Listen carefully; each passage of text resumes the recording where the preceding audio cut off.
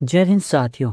क्या कभी रात के सन्नाटे में आसमान में कुछ अजीब चमकती हुई चीज देखी है? एक ऐसी चीज ना तो वो हवाई जहाज है और ना ही कोई तारा। जून 1947 अमेरिका की बात है। अमेरिका में एक ऐसी घटना हुई जिसने पूरी दुनिया में सनसनी मचा दी। एक ऐसा रहस्य जिसका नाम एरिया 51 है। क्या यह कोई एलियंस की कहानी है या फिर सरकारी साजिश का कोई बड़ा हिस्सा? तो आज हम अपनी इस वीडियो में इस रहस्य को तथ्यों के साथ खोलेंगे और पूछेंगे क्या सचमुच हमें कोई देख रहा है। तो चलिए वीडियो को शुरू से शुरू करते हैं। Area 51. What exactly goes on at Area 51? Area 51. Area 51. Area 51. The Air Force has recently made public an archive of UFO reports and investigations. Are there any alien? June 1947 America एक सामान्य दिन की तरह।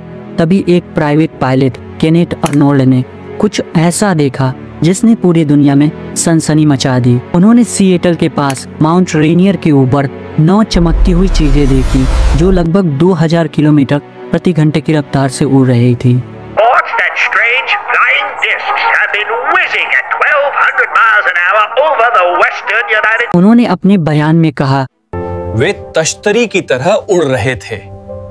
तभी से अमेरिका में ही flying sorcerer का नाम यहीं से पैदा हुआ। अगले 2 हफ्तों में ही अमेरिका में यूएफओ साइटिंग की बाढ़ से आ गई। लोग चिल्ला कर बोल रहे थे कि मैंने भी यूएफओ देखा, मैंने भी यूएफओ देखा। मीडिया ने इसे और हवा दी। अखबारों ने लिखा क्या एलियंस धरती पर सच में आ गए हैं। इनफैक्ट एक रोचक बात तो ये है कि यूएफओ साइटिंग ज्यादातर अमेरिका के न्यूक्लियर टेस्ट साइट के पास ही हो रही। यह एक संयोग था या फिर कुछ और। इसी दौरान जुलाई 1947 अमेरिका के न्यू मैक्सिको के रेगिस्तान में कुछ बहुत बड़ा हुआ। किसान मैक ग्रेजर के खेत में कुछ अजीब वस्तुएं मिली। चमकती धातु, रबड़ और हल्की लकड़ी जैसी चीजें थीं। वो हैरान था, आखिर ये है क्या?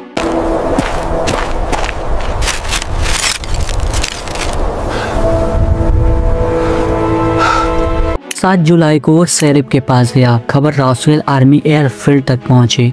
कर्नल विलियम बैचर ने मामले की जांच की और एक ऐसा बयान जारी किया जिसने पूरी दुनिया को चौंका दिया।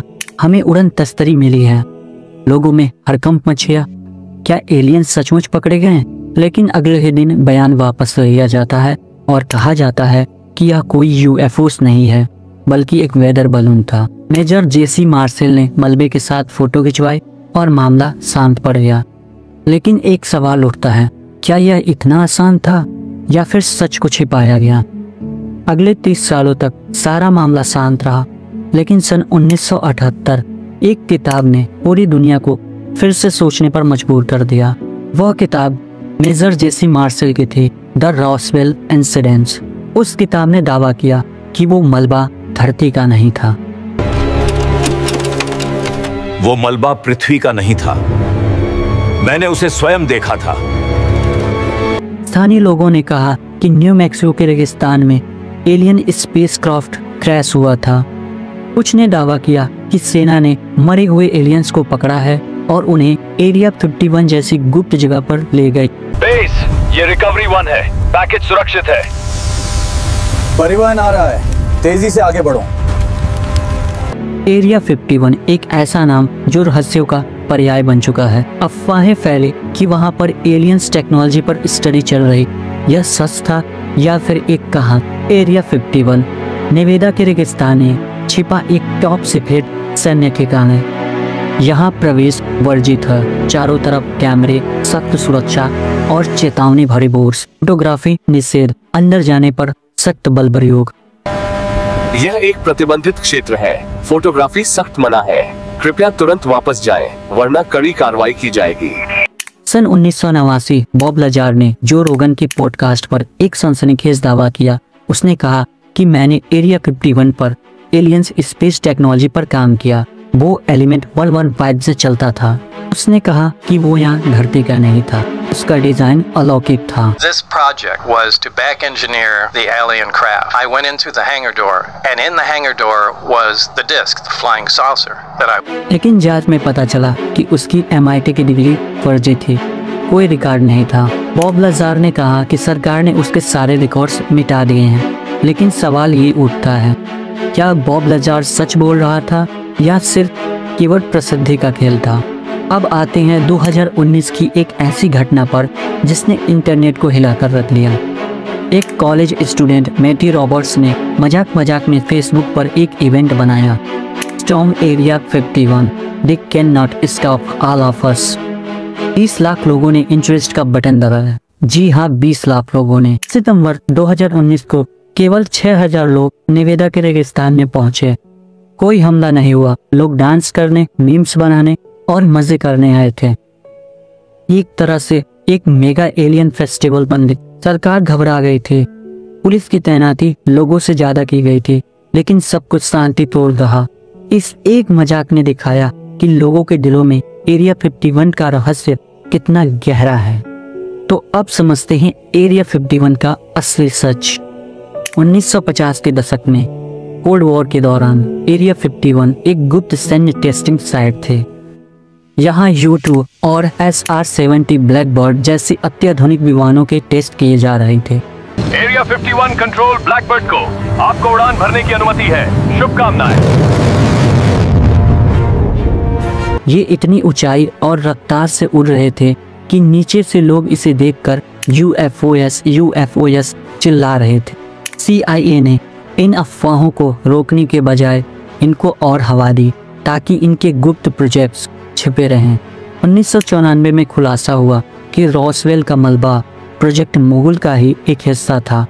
यह एक गुप्त न्यूक्लियर सर्विलांस बलून था जो सोवियत संघ यानी आज के रूस के परमाणु परीक्षणों की जासूसी करता था।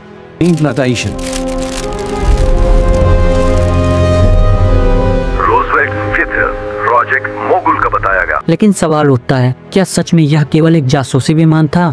सन 2013 में CIA ने पहली बार आधिकारिक रूप से एरिया 51 का जिक्र किया। उन्होंने कहा यह बस एक टेस्टिंग साइट। सन 2017 और 2021 में पेंटागन ने कई UFOs फाइल डिस्क्वालीफाई की। अब UFOs को UAP यानी अनआइडेंटिफाइड एरियल फेनोमेना कहा जाता है। इसी तर्ज पर 2020 में अमेरिका ने UAP टास्क फोर्स का गठन किया ताकि उड़ती चीजों का जांच हो सके।